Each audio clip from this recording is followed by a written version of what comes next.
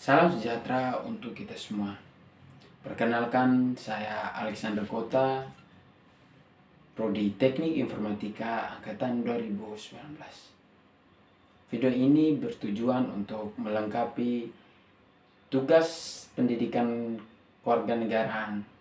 Dan di video ini saya akan mereviewkan kembali materi-materi pendidikan kewarganegaraan, yaitu materi hakikat kewarganegaraan, identitas nasional, nilai, dan moral konstitusi.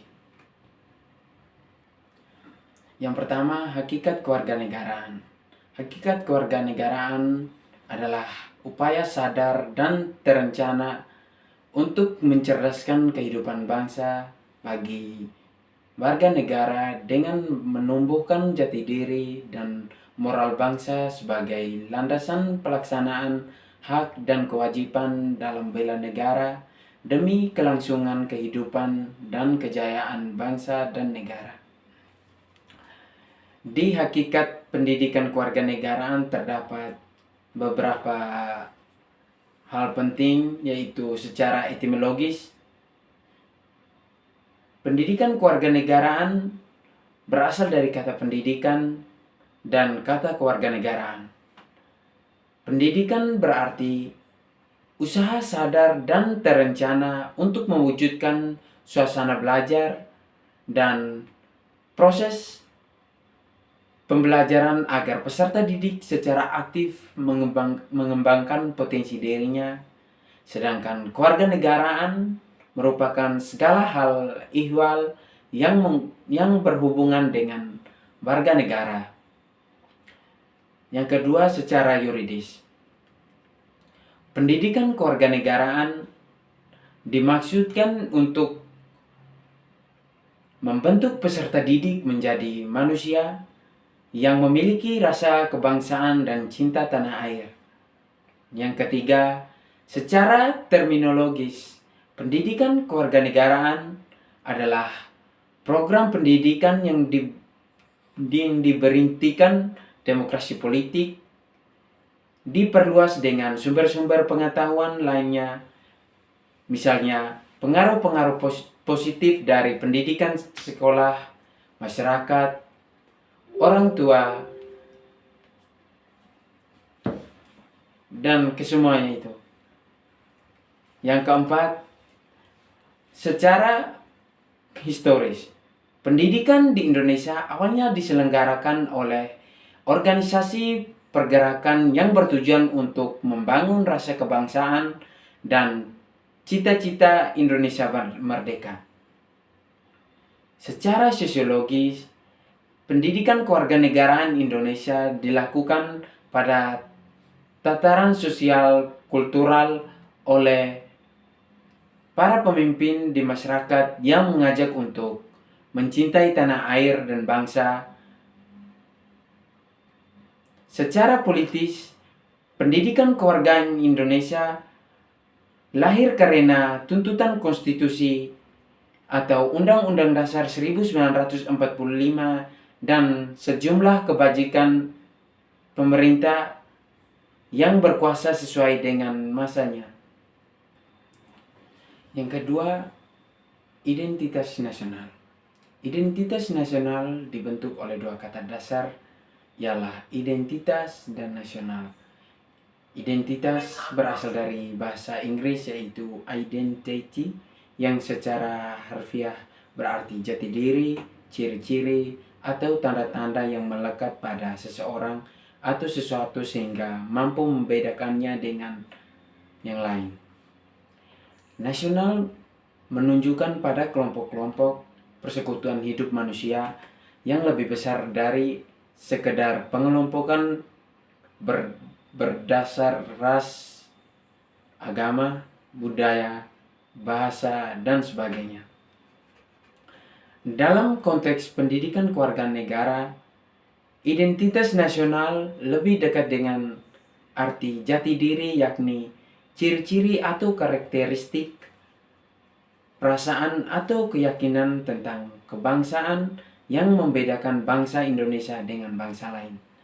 Identitas nasional sebagai identitas bersama suatu bangsa dapat dibentuk oleh beberapa faktor yang meliputi, yaitu primordial, sakral, tokoh, Bhinneka Tunggal Ika, sejarah, perkembangan ekonomi, dan kelembagaan.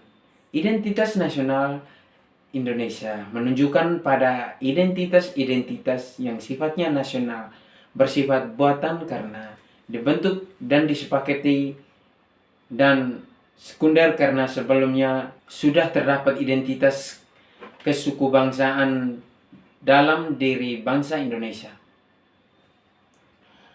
Nilai dan norma konstitusi. Dalam nilai, norma, dan konstitusi ada beberapa poin penting, yaitu konstitusi diperlukan untuk membatasi kekuasaan pemerintahan atau penguasa negara, membagi kekuasaan negara, dan memberi jaminan hak asasi manusia bagi warga negara.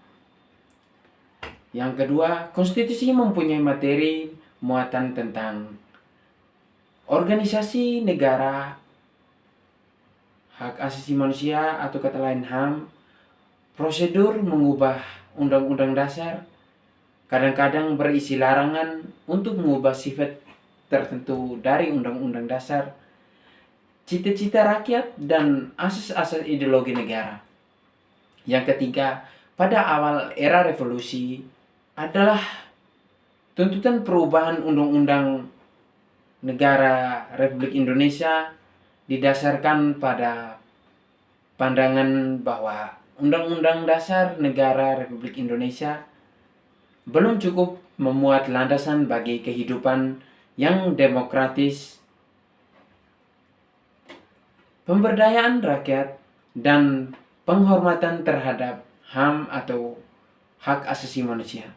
Di samping itu, dalam tubuh Undang-Undang Dasar 1945 terdapat pasal-pasal yang menimbulkan penafsiran beragam atau multitafsir dan membuka peluang bagi penyelenggaraan negara yang otoriter, sentralistik, tertutup, dan praktik KKN.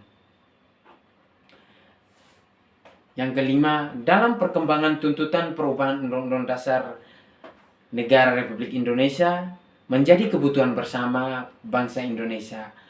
Oleh karena itu, MPR melakukan perubahan secara bertahap dan sistematis dalam 4 kali perubahan. Keempat kali perubahan tersebut harus dipahami sebagai satu rangkaian dan satu kesatuan. Yang keenam, dasar pemikiran perubahan Undang-Undang Dasar Negara Republik Indonesia adalah kekuasaan tertinggi di tangan MPR.